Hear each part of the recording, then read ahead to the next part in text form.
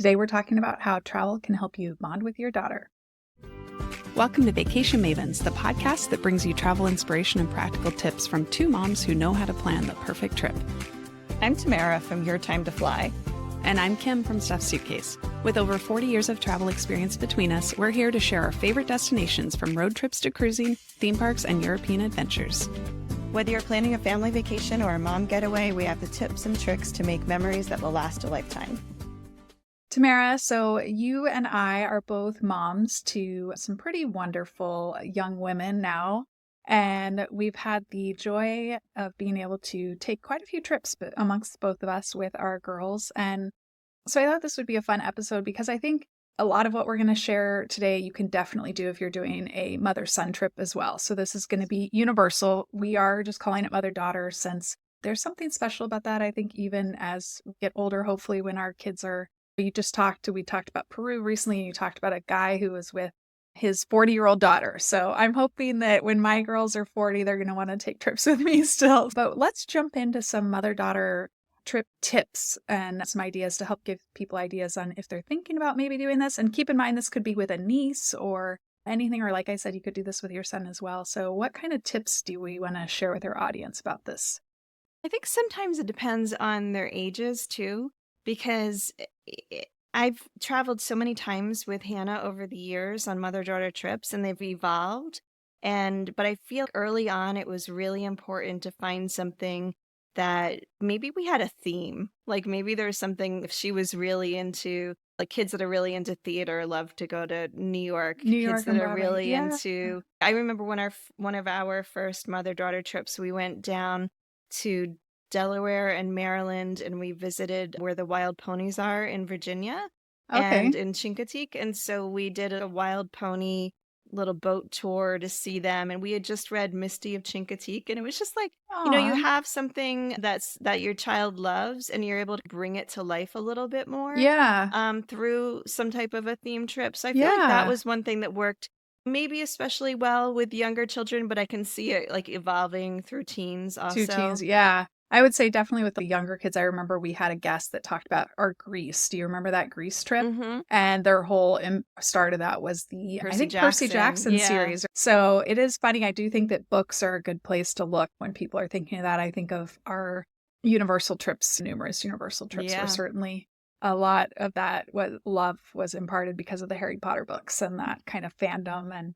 But yeah, movies as well. I'm thinking of that, like when you talk about themes where I remember we went to Astoria, Oregon many years ago when the girls were young, and it was fun to be able to share Goonies with them. Mm-hmm. And we watched Goonies on the road trip down so that they got to see it. And then when we went to the Goonies house, that was like they were like, oh yeah, that's from the movie. So and you guys have been to Twilight, and you too. Yeah, absolutely. The whole Forks and Olympic Peninsula. Yeah. So I think books and movies and stuff are a good place to start. That's definitely a good tip.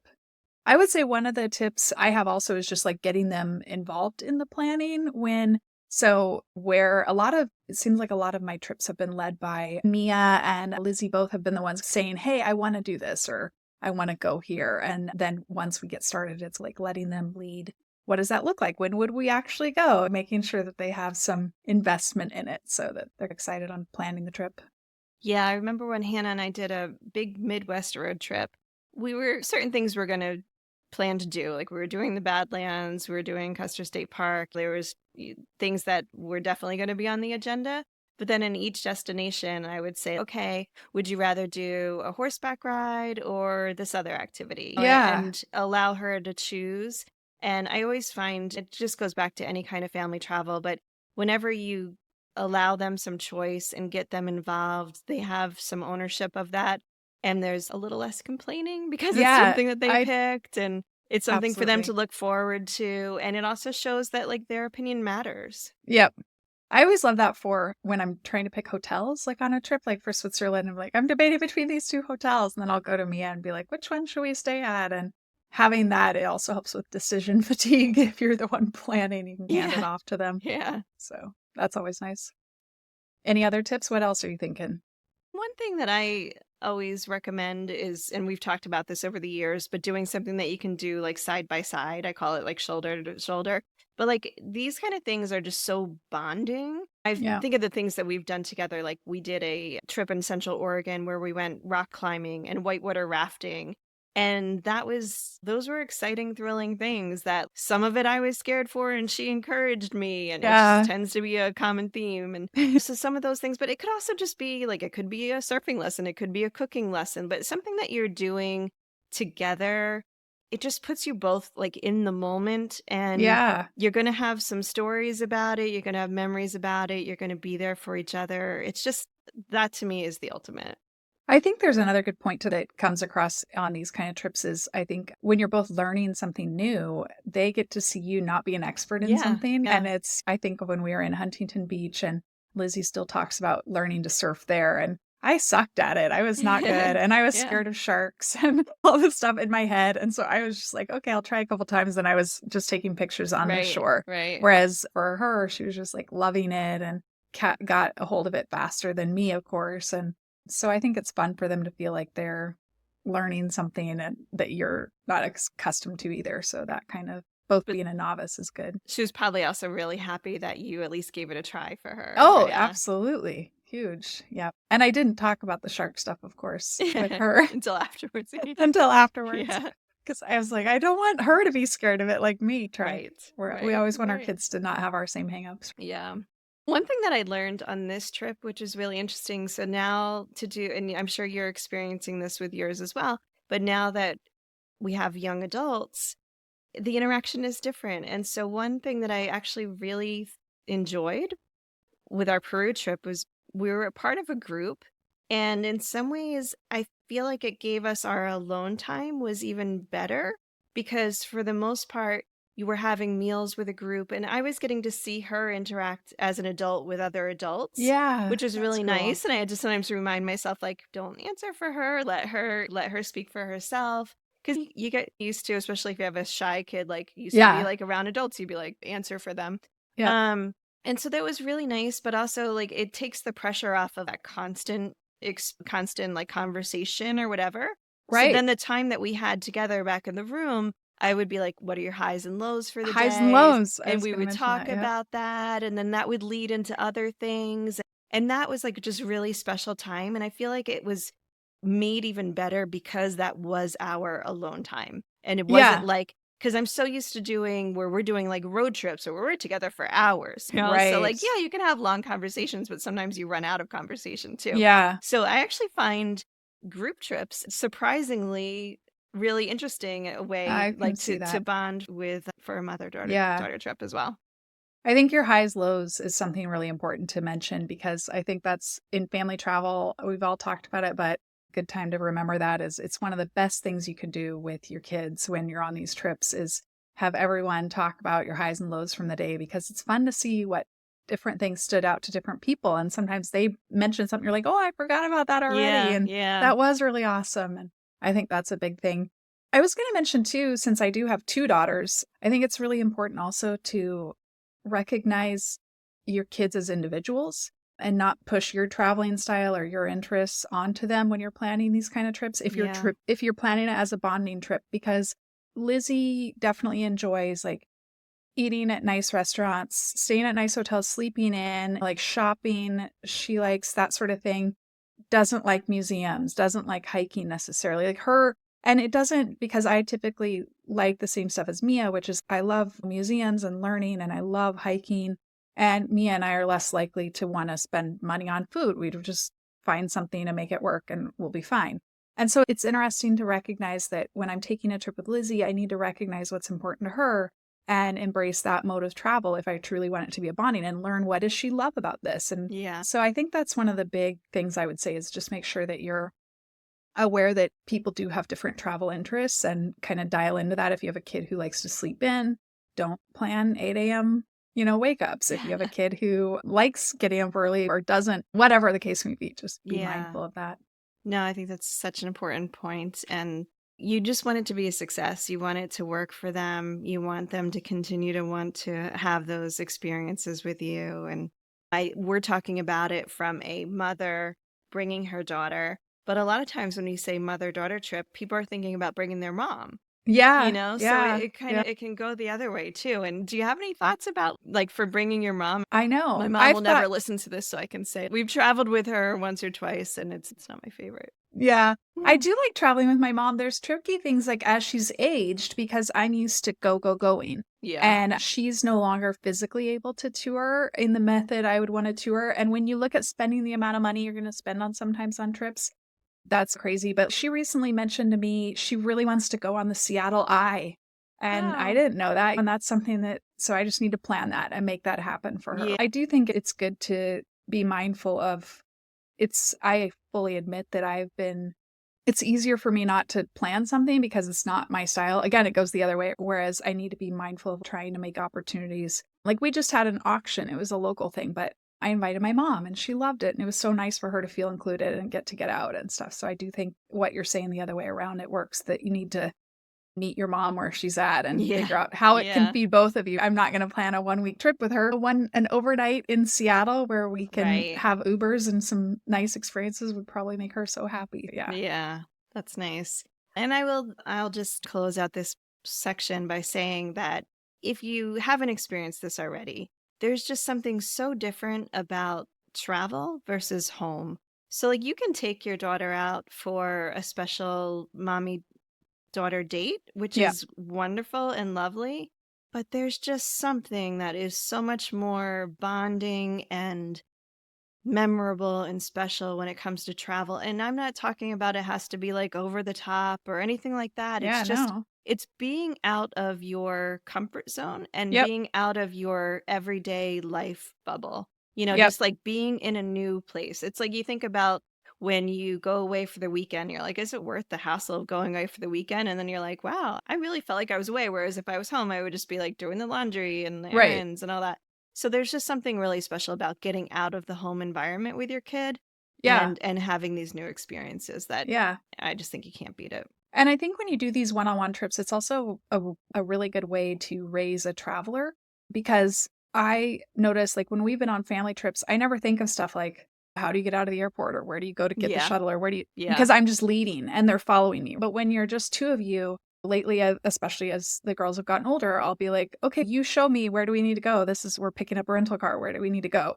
And have them lead me. Or we were in New York in December and Mia was planning all of our subway. Like she knew how Hmm. to get around. She was looking on the app and mapping it out and learning.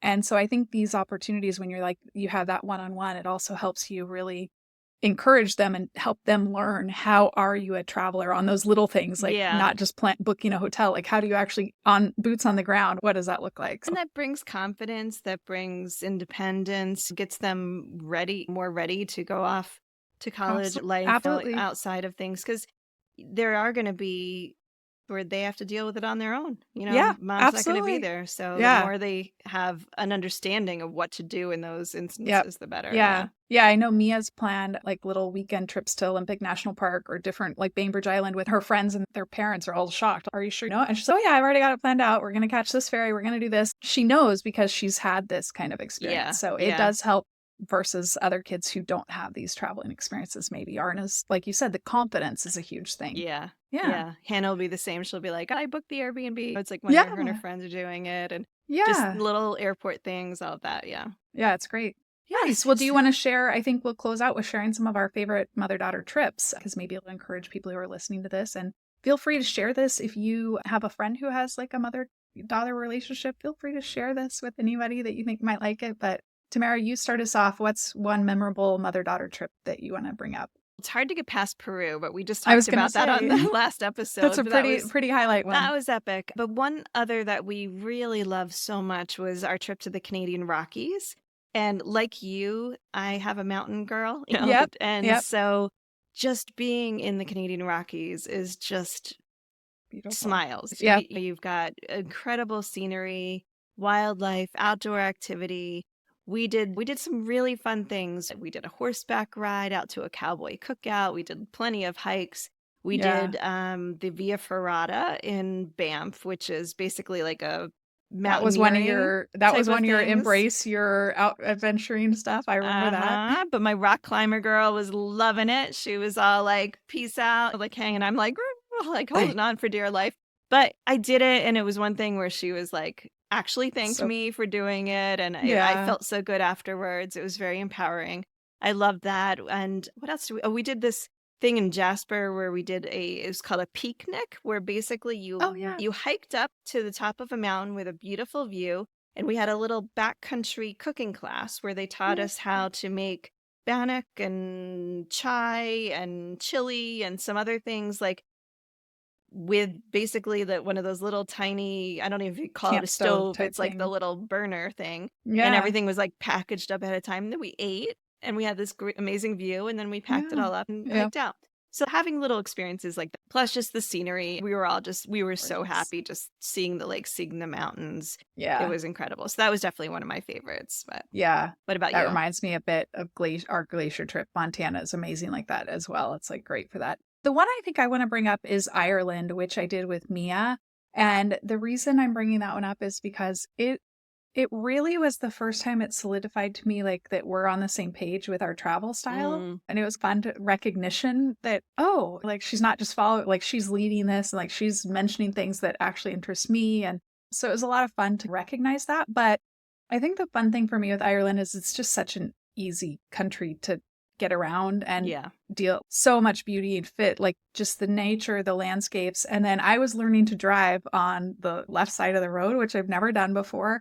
And her help of navigating and just feeling like she was involved and helping and was just such a fun experience. I feel like for us, that was a really bonding trip, like where we were doing a lot of Yeah, stuff together. yeah. And the fact that we were on our own and I was driving and she was proud of me for driving and we were like figuring out where to go. And I drove in Belfast. I'm surprised I didn't lose like half the car and I I mean, did it. but that's another thing where it's like she saw you trying something new Yep. out of your comfort zone.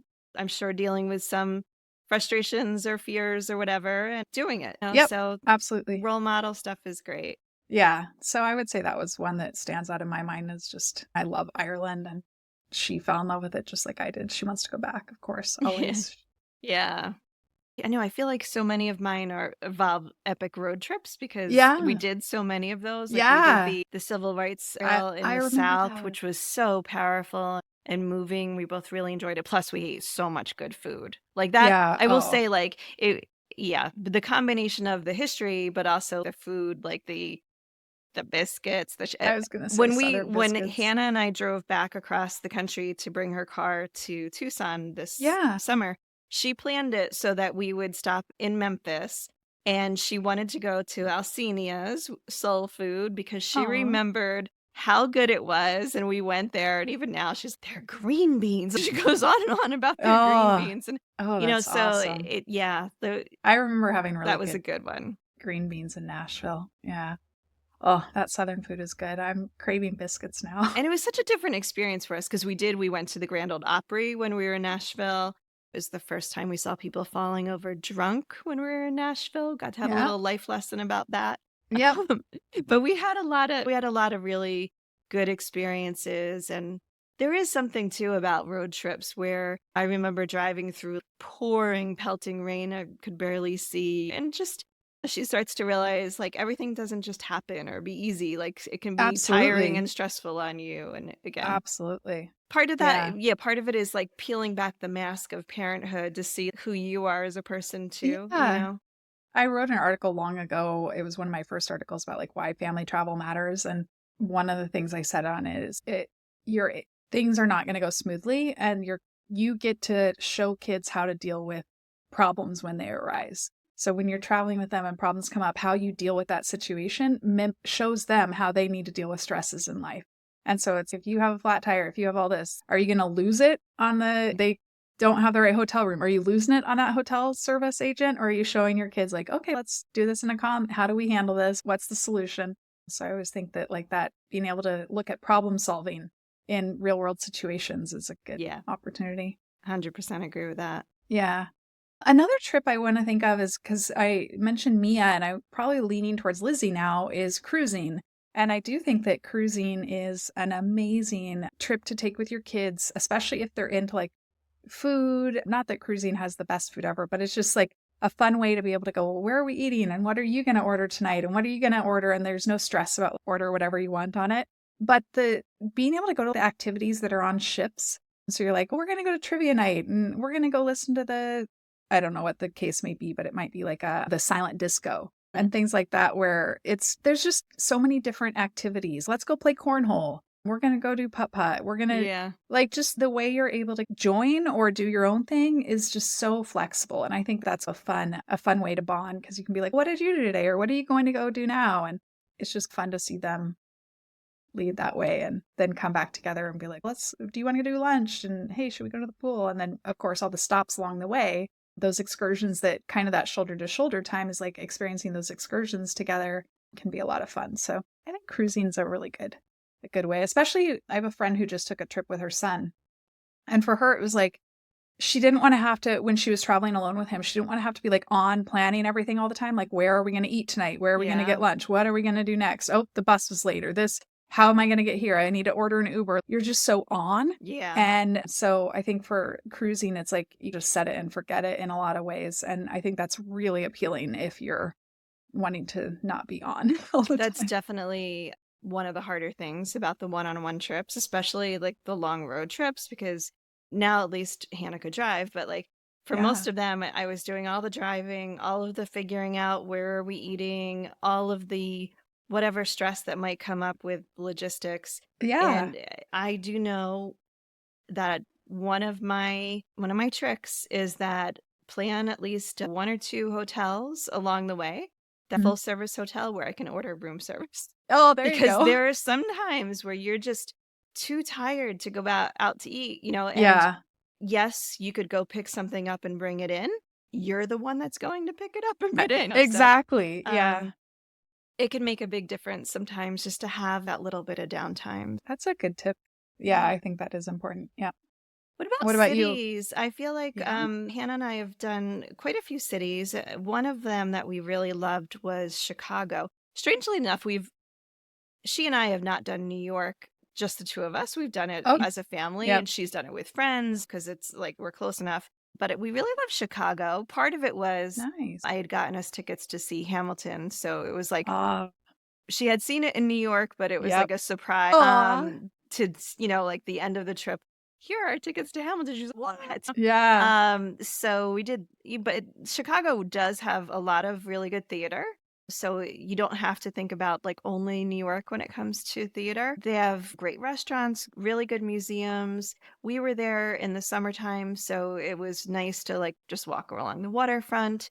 And we visited like the aquarium and the planetarium and science museum and the natural history museum, the art museum. Like it's Yeah. all like easy, like walking, and then just some other like fun little stops, like the Yeah. Nutella Cafe or something. But Yeah. yeah, so I really liked Chicago as a That's cool. mother-daughter trip destination. Yeah.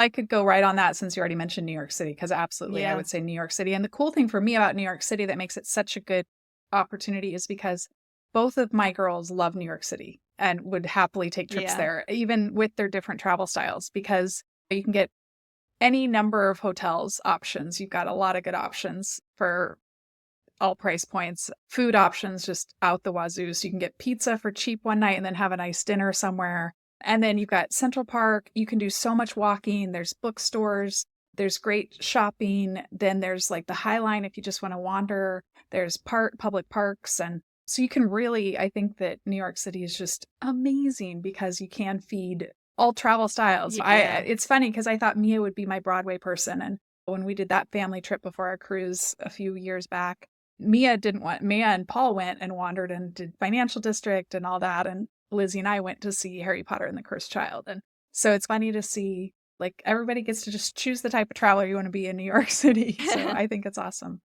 So to wrap us up, do you have a final trip do you want to mention?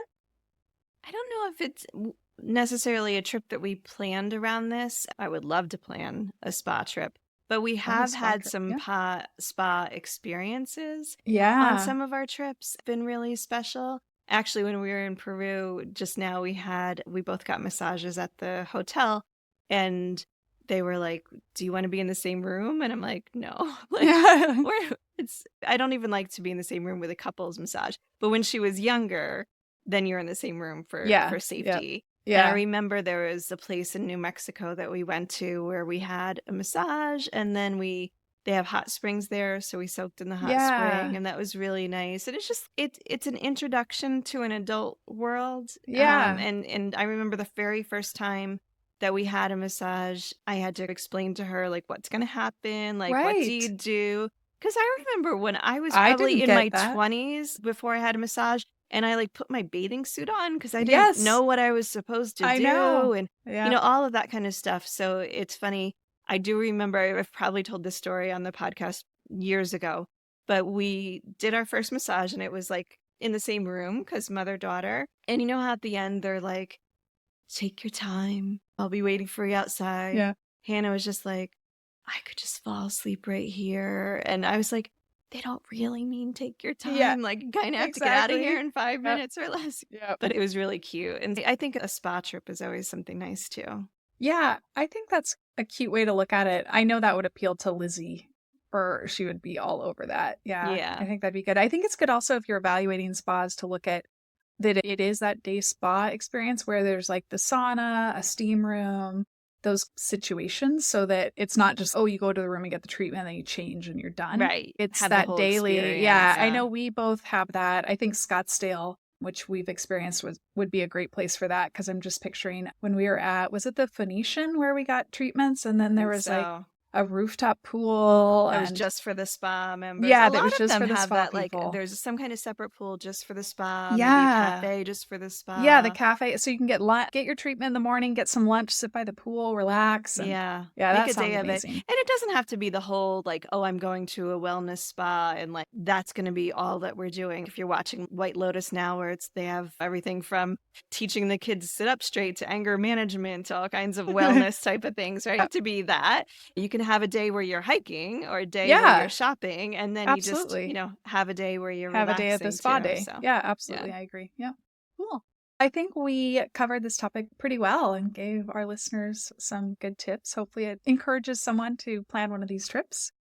Yeah, and so we're going to take a break again next week as we are dealing with our travel schedules. And when we come back, I'll be sharing about my Chile trip, and Yeah. we're going to talk about planning a college tour trip Yeah. and lots of other great content coming. So stay tuned. We'll talk to you guys again later. Bye. If you like this episode, be sure to subscribe and rate and review on your favorite podcast app, as that helps other people discover us. And if you want to see more, follow me, Tamara, at Your Time to Fly on Instagram and Facebook and all the others. And you can follow me, Kim, at Stuff Suitcase on Instagram, Facebook, and of course, my blog.